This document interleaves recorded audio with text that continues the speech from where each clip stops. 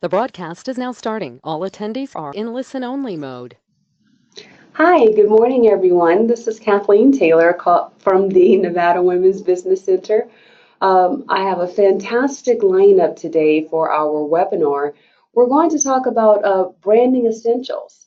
And I have a really good friend of mine, Miss Myisha Williams. She is the owner and founder of MYS Firm, and they specialize in branding and also project management. So we're going to find out some really good tips of the trade from Myisha today. And also, if you're interested in chiming in at any time to ask a question or make a comment, then please type your comments in the question box that's on your control panel provided by the GoToWebinar platform.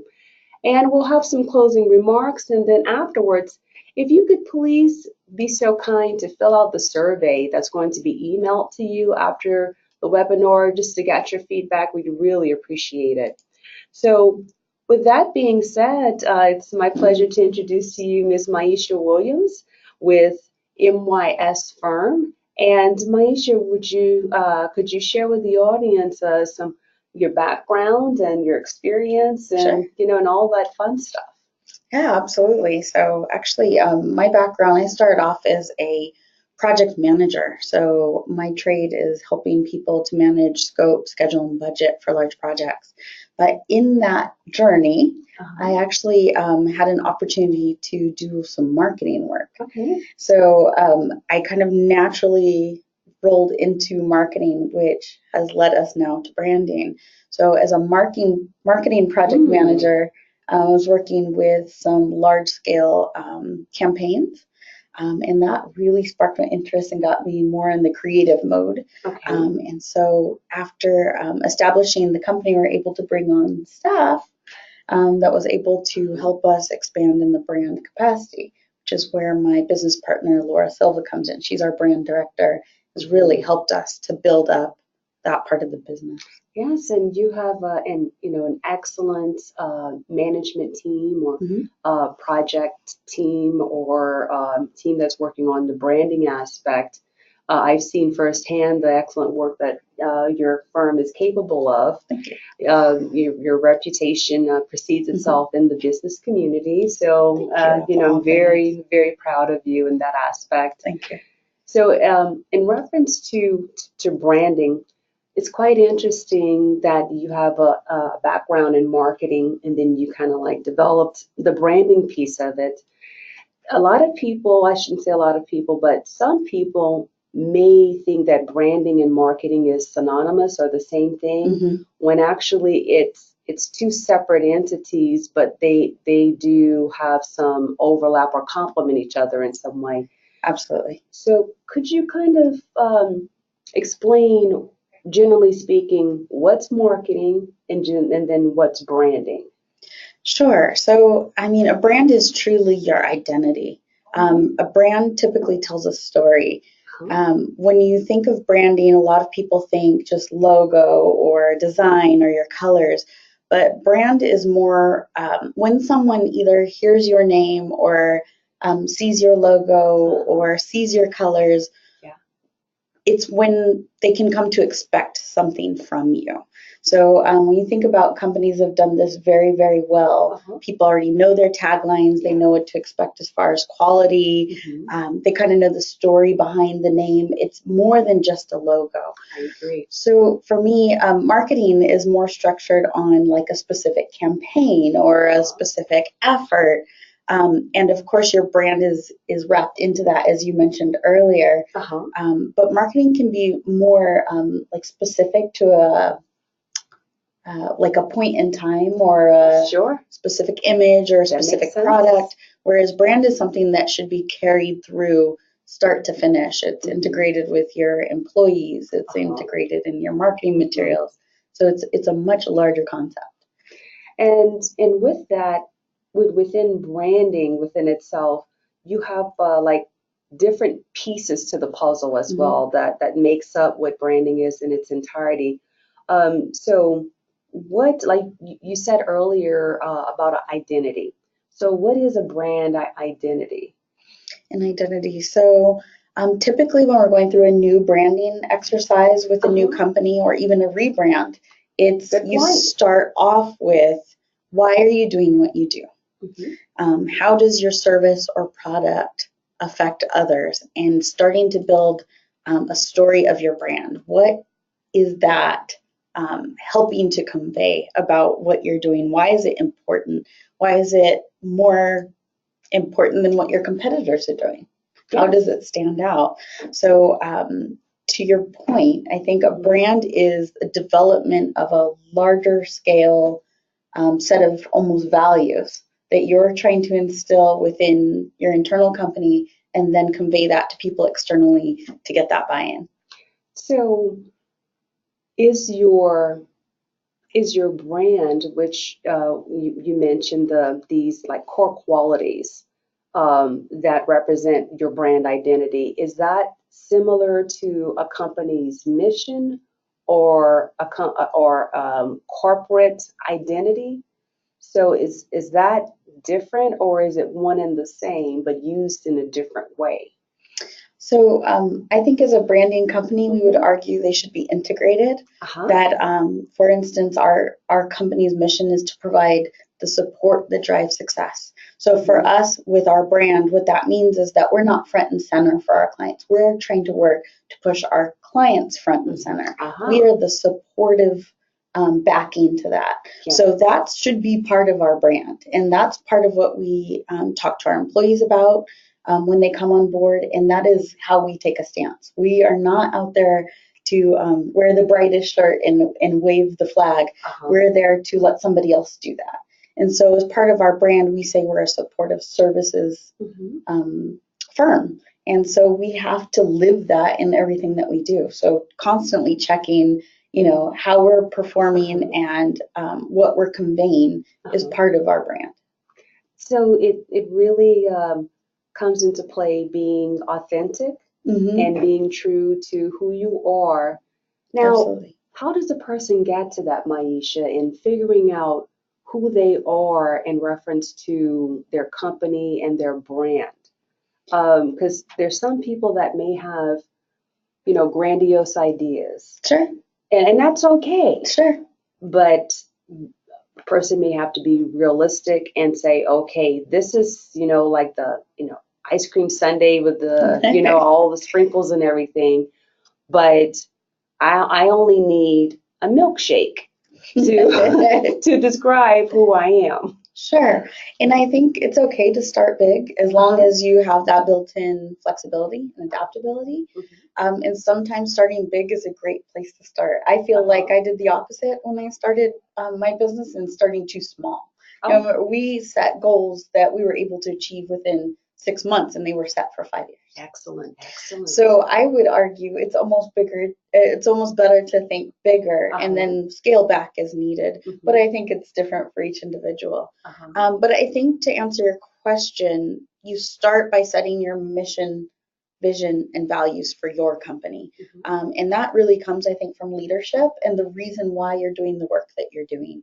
So I think the first step in creating a true brand is determining why you're doing what you're doing, setting a mission, setting a long-term vision, and then setting values for both leadership and for the folks that will come to work for you and for eventually your clients and customers. Now, in reference to leadership, it all goes hand in hand. Was there a time in your professional development that you figured out, okay, I can contribute X amount to this equation in your role within your company, but I need to fill in the blanks over here. So how did you use your leadership qualities to kind of fill those gaps? That's a great question. I think my particular leadership style, I love to surround myself with people that are better at things than I am and be able to identify who those people are going to be and then have them come in and contribute greatly beyond anything I could do on my own. So I think one of the marks of a great leader is not getting too intimidated by helping people to grow beyond your own capacity. Excellent. And so I would say that's been a really good strategy for us for growth, because I think if we just limited it to what I'm good at, we wouldn't we wouldn't be where we are.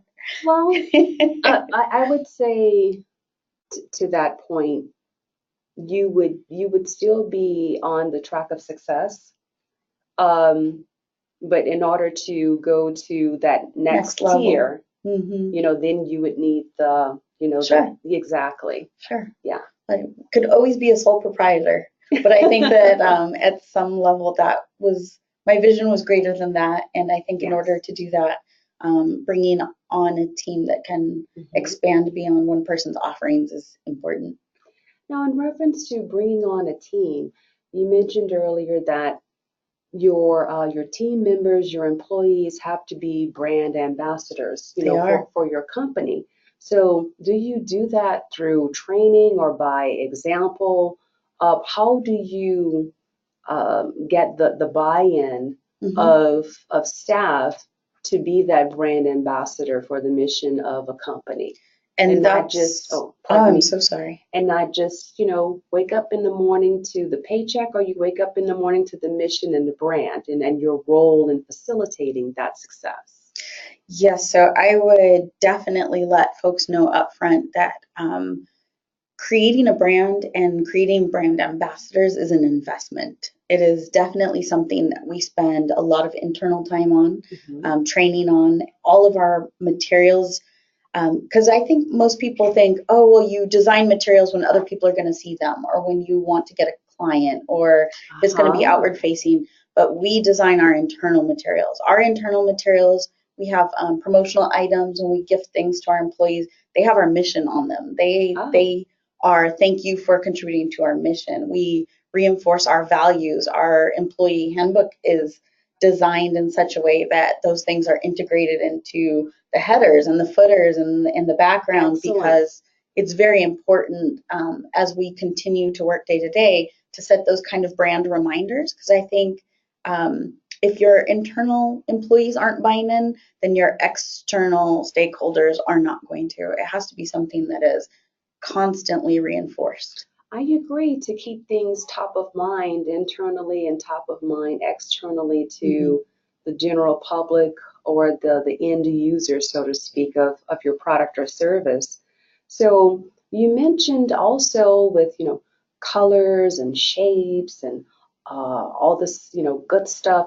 Is that related to visual identity, or is that something completely different from what I just described? Sure. So I'm maintaining consistency in font types, in colors, Okay. in shapes, not distorting things, not taking them black and white. I mean, that makes a Okay. huge difference, because Yes, it you does. become accustomed and you're not even maybe recognizing that you're becoming accustomed, Yes. but you are. And the more chances you have to get in front of somebody, Mhm. the more likely it is that they will remember you, that you'll become familiar. And Yes. people like things that are familiar. And you bring up a good point with the whole dynamic of visual identity, because if we look at food, for example, we eat with our eyes first. Hmm. Absolutely. Yeah. So in business, when you're looking at visual representations of a company, such as a logo or a pen or a bottle of water with their label on it, those things, Hmm. stimulates the vision first. Absolutely. And like you said, font size, the design of the font. I mean, depending upon your audience, Hmm. it's a big deal if you have an audience that's more maybe retirees for your company, that's your customer base for your company. Maybe using a size 14 font size Absolutely. or 16 makes a big difference versus using a standard 12. Sure. And you bring up an excellent point. So when you are doing a brand exercise, if you're in the process of rebranding or creating a brand, keeping your target market in mind is a huge component of Yes, that. So yes. that's a very wise um, uh, point that you're making here, in that when you are putting together a brand, it needs to be favorable to the folks that you're trying to reach. Uh-huh. Yes. And so really diving into who you're trying to sell to, who you're speaking to, who your audience is important when developing a brand. And to your point, it's and looking at this a little bit more deeper in detail, you hit it right on the nail. With there's a significant difference between your customer's perspective about what your brand should be and the company's perspective about what the brand should be. So could you describe the pros and cons of that? Sure.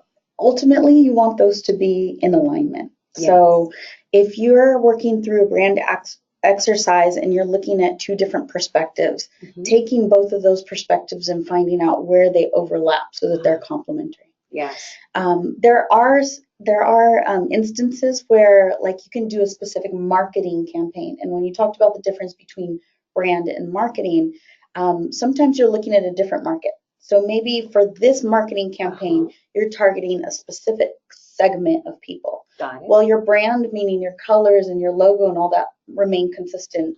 Maybe your messaging changes. Maybe the way that things are laid out are different. A younger crowd versus an older crowd, because not everyone has just one market, right? So depending on what product or what service you're speaking about, it might look a little different. But what you want to be careful for is not changing your brand across those campaigns. Those things need to remain consistent. Logo shouldn't change, your colors shouldn't change. Those type of things should stay the same. But maybe your layout changes, maybe your colors change, maybe the way you're speaking to people changes. And those are like the little intricacies or details that really could give you that competitive advantage in the marketplace, or at least solidify your position in the marketplace. Absolutely. Even more so with your brand. So within branding, all of this needs some type of structure, so to speak. So could you share with the audience what brand management is? Absolutely. So people come to us at various stages in the process. Some folks are just starting out and not sure where to create that brand.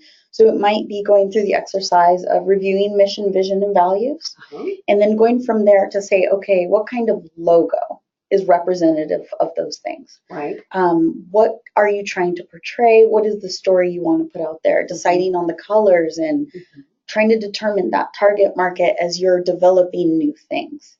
Once that's kind of developed, it's putting together a plan based on available budget, based on kind of the marketing goals and turnaround, and putting together something customized for each person. So we're working with someone now who's looking specifically for online clientele. Okay. So that is a much different approach than somebody who's looking to put out maybe brochures or has an educational component, where in those instances, we might recommend for that brand that they work on strategic partnerships, on community involvement. So it really depends on what the person is going after and what their goals are as to the recommendations that we make. But typically it starts off with the look and feel. The look and the feel. Yes. And because first contact, the majority of the time, is through what we see visually. So that's totally understandable. So looking at the consistent message, how do you sift through the core values and the mission to formalize that tagline, or to formalize, if someone were to ask you who you are and what you do, it's like boom, boom, boom, and it incorporates everything that within that particular marketing campaign, and it also aligns with the brand. How do you sift through the minutia to get down to the heart, the story of the message? So often we'll work with stakeholder groups, and it's usually the leadership within the company, almost in a focus group format. Oh, very good. Because I think that when you write down the things that are most important to you, what you want to convey, and why you do the work that you do, there's typically overlap in those groups. Yes. And leadership is typically driving the kind of the feel of the company, and and a lot of times that's a trickle down thing, right? So what you want to do is get buy-in from the folks who are making decisions about the direction of the company, and then finding the overlap and getting agreement as to this is the company that we are building, these are the things we want to convey, and then do the proper training for staff for additional buy-in and understanding. And then I think from there it kind of naturally gets kind of absorbed from external folk. Yes. But you start, I think, with leadership. That's typically a good place. And not everyone can either afford or have the luxury of time to do something with a company like ours where you bring in an external group to do that. So it's an exercise that you can lead internally with your own business. I would say take the leaders in the company, and sometimes that's just an individual, which is fine, but making those things intentional. Now you bring up a really good word, intentional. So what is your take on being intentional and, thinking about something that may come into play? You don't have all of the details, in place. So from a leadership perspective, how critical it is to shift in that evolution of, okay, I have to be intentional and strategic versus kind of like, I'm still kind of figuring things out here on this side of things. How did you grow into that intentional thought process? And I think it's trial and error, and I think that's fair for anyone. I agree. You don't have to have all of the answers. You don't have it all figured out initially, but I think you have to have the intention to have intention. I like it. Yes, I do. So if you know that eventually you want to get very, very clear on something, sometimes it's a process to get clear. Yes, it is. However, if you know you want to get there, it happens. And so I think being honest, even I think when our group met as leadership and said, well, we know we want to get something very clear, it took several meetings to be there.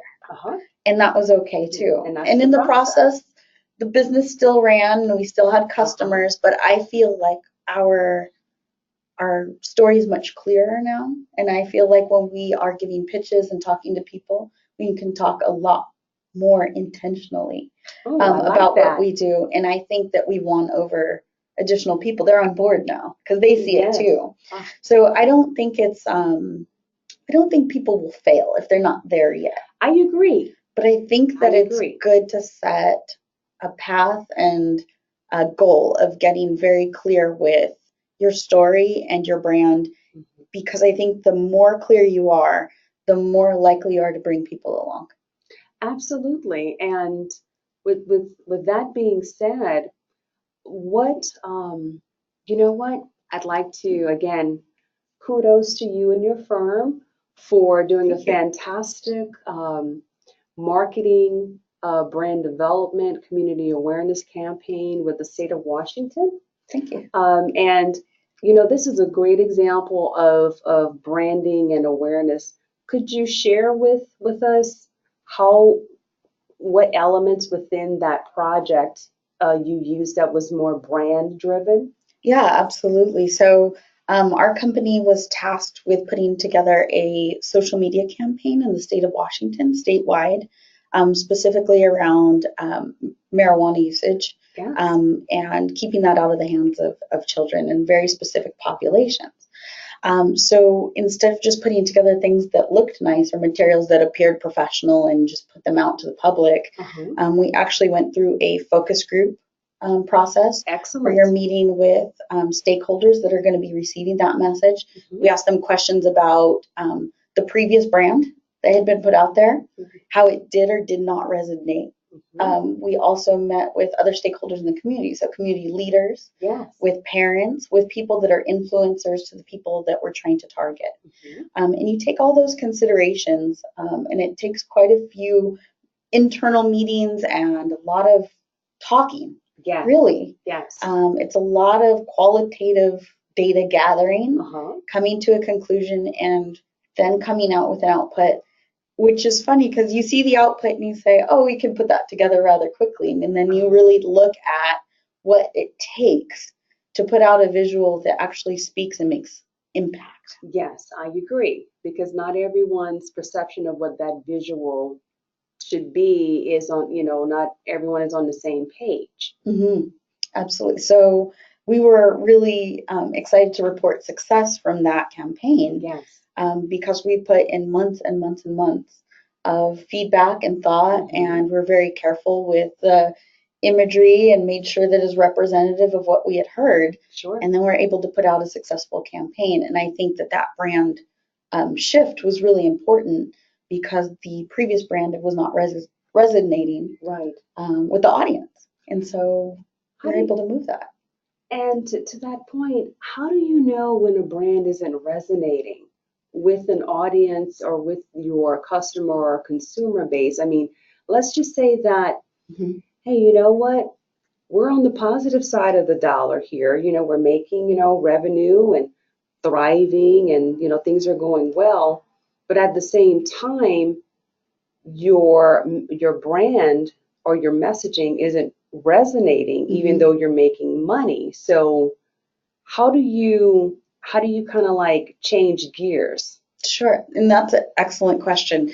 I'd say that a lot of people come to us when they aren't making money. Okay. Because that's the first time they've recognized the brand is not resonating. Okay. So they come and they say, we need a refresh, a rebrand. This isn't working for us.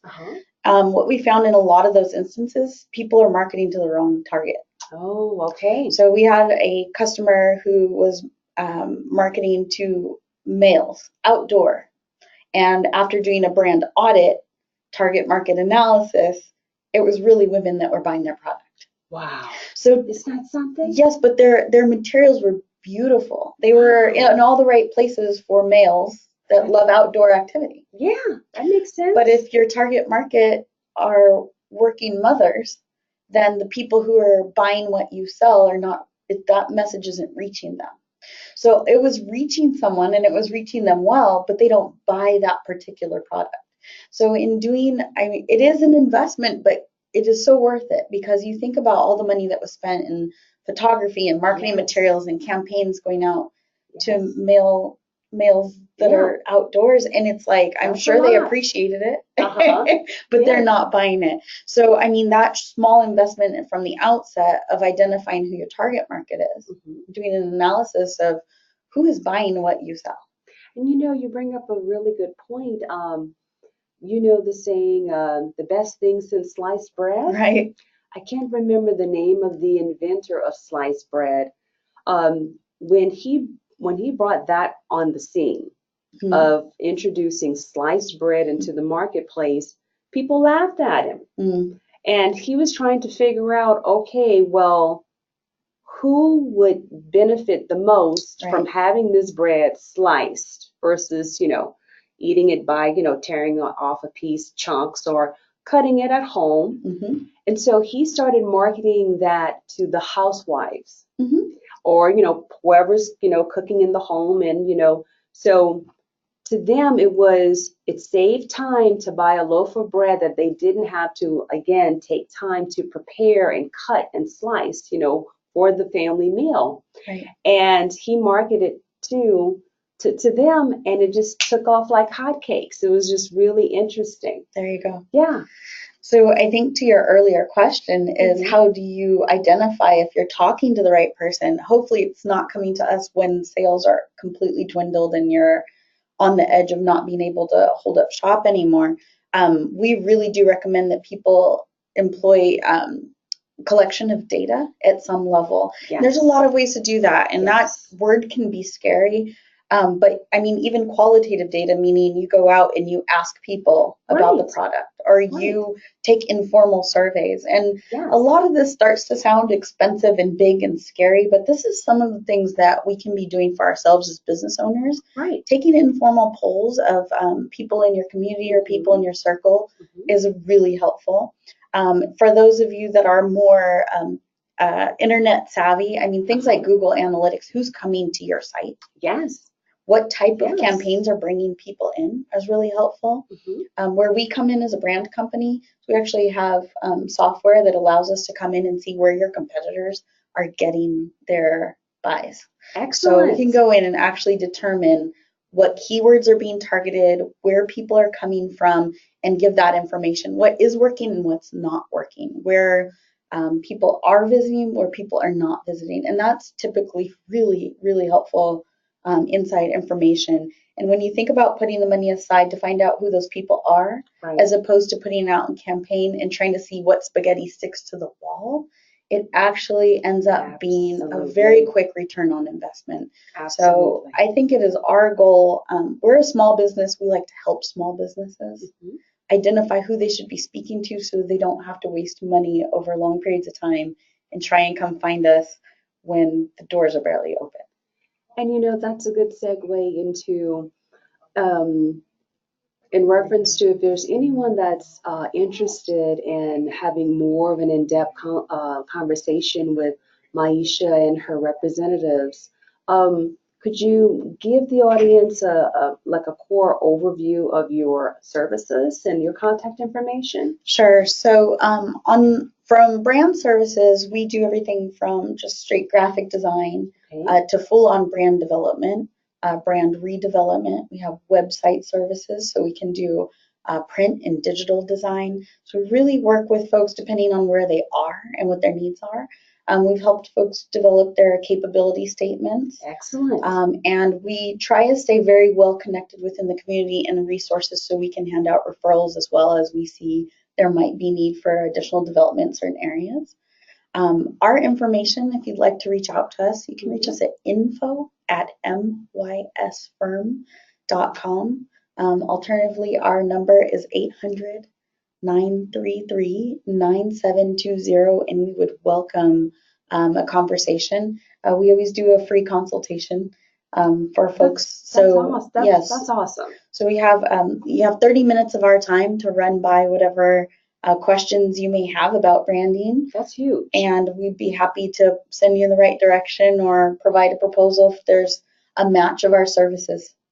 And also, could you, well, congratulations are in order. Could you share with the audience that you were recently recognized by the Urban Chamber of Commerce for an award last month? Thank you. Sure. I'm honored to have been highlighted at the Women in Business and Politics luncheon here recently. So excellent. Really congratulations. Thank you. Yes. And with that, I'd like to open it up to the audience members. If you have any questions or comments that you'd like to make, I will go ahead and I'll look at if there's any hands being raised. I understand that it's a little late in the morning, but that's quite all right.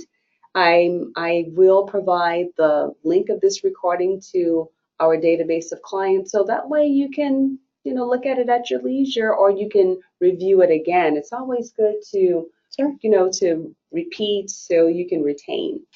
And with that being said, do you have any closing remarks or pearls of wisdom that you'd like to share with the audience in closing? I think no matter what industry that you're in, no matter if you're selling products or services, branding is relevant. And we would welcome any questions as follow-up to this webinar. So even after the webinar is aired, please feel free to reach out to us. We do feel that a good brand will bring in customer loyalty. Customer loyalty brings in referrals. This is meant to be a service that brings you return on investment, and we are hopeful that we can be helpful. Now, I'm glad that you brought up that point, because customer loyalty and referrals, how, just from your own experience, how has that impacted your growth and expansion? So I went from, being completely on the grind, as I call it, just out at everything, trying to get our name out there, handing out business cards, handing out, to a point now where we are fielding incoming requests, which is a very, very exciting place to be. Yes. That means that the brand is starting to work. Right. And so it's shifted, and a huge time saver, I think, for me as an owner, to go from having to be everywhere all the time, yes, to having people reach out to us. And a lot of times it's previous clients that have sent someone to us, or someone that heard about us, or someone that saw something that we've done. And that part of it is really rewarding. So, having loyal brand champions outside of your business. Oh, now that's a good strategy. Is an amazingly effective marketing tool. More so than putting out a huge buy on, some digital platform of people that have never heard from you. And somebody says these these people have done good work for me. That goes an incredibly long way. Yes, it does. Very effective. Yes, especially here in Vegas, because it really is a Sure. who you know, who you trust kind of thing, dynamic going on. It really is, quite pervasive, quite frankly. And making sure that there's one thing when your brand is out there and people are dissatisfied with it. Yes. And they're talking about it. Yes. It's a whole different dynamic when people are satisfied with it and they're talking about it and generating those referrals, which translates into dollars for you. Absolutely. And actually, that's a good point, is that unfortunately, sometimes there are circumstances that occur that affect people's businesses negatively. And when you get that bad side of brand recognition, that is often an opportunity to rebrand. Okay. So it doesn't mean you have to give up. It doesn't mean everything's over. A rebrand can do amazing things for companies, and we've seen that as well, where they may have had, either a business partnership that didn't go well, or they weren't in agreement, or they've had a bad experience with a project, and you need to get away from that. A rebrand is a completely viable way to get your business back up and running with a new set of expectations. That's why those visuals are so important. Well, let me throw a scenario out here for you. I'm having fun here. Okay, so let's say that the rebranding isn't necessarily associated with a tangible product or service. Sure. Maybe the rebranding has to do with a very high-end, in the public executive within the company and their scandal and all this other stuff going on. So would a rebranding strategy be to hire someone on, but kind of put that new person in the front and center, and making alliances strategically to say, hey, this is a new day and this is, a new way of doing things? Is that an example of rebranding, but from a personnel perspective? And to me, that falls almost into like a PR campaign. This is very good. If you're not looking to change your name, your colors, your overall tagline, that, and which is something we personally don't do, but have some great referrals. But you can always change the narrative. And that's why PR firms are so successful in what they do, is that sometimes you don't have the luxury of changing, like a government entity, right? You can't change what they're called, but what you can do is change the perceptions around what that entity is now doing. So that is another option. And it is a type of branding, because what you're doing is you're resetting an expectation. You're resetting the story for a particular name or logo or company or division. And so, yeah, absolutely. This is fantastic. I'm so glad that we hit upon the point of PR and branding, because I tell you, between marketing, branding, and PR, some people think it's all one and the same, but it's, they're actually separate with some overlap to kind of, fill in the gaps. Absolutely. So I am just so giddy that you came here today. I really appreciate it. I admire you so much. Thank you, Ms. And I'm so happy with your success, and thank you for sharing your expertise with our audience today. Absolutely. And if you could be so kind, after the webinar, you will receive an email from our platform, GoToWebinar, just to let us know what you thought about the content of this presentation.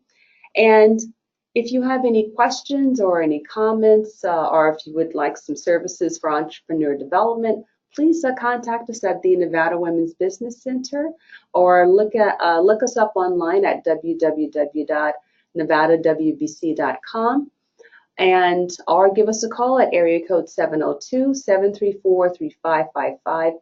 And I'm really, really happy to say that we are in the process of rebranding our own agency as well, with a new look, new perspective, and it feels great. And we are definitely in good company with the firm that we're using. Actually, it's one of someone that you know in the community. Absolutely. Yes. Yeah. So Ms. Laura Silva, thank you so much for your excellent work. I really appreciate it on behalf of the Nevada Women's Business Center. So thanks again, and until next time, please tune in and contact us for any of your entrepreneur and development needs. And thank you. Thank I you. really, really appreciate it. Thank you. I'm so happy that you have me here. Thank you all. Yes, me too. Thank you. Thanks for tuning in, everyone.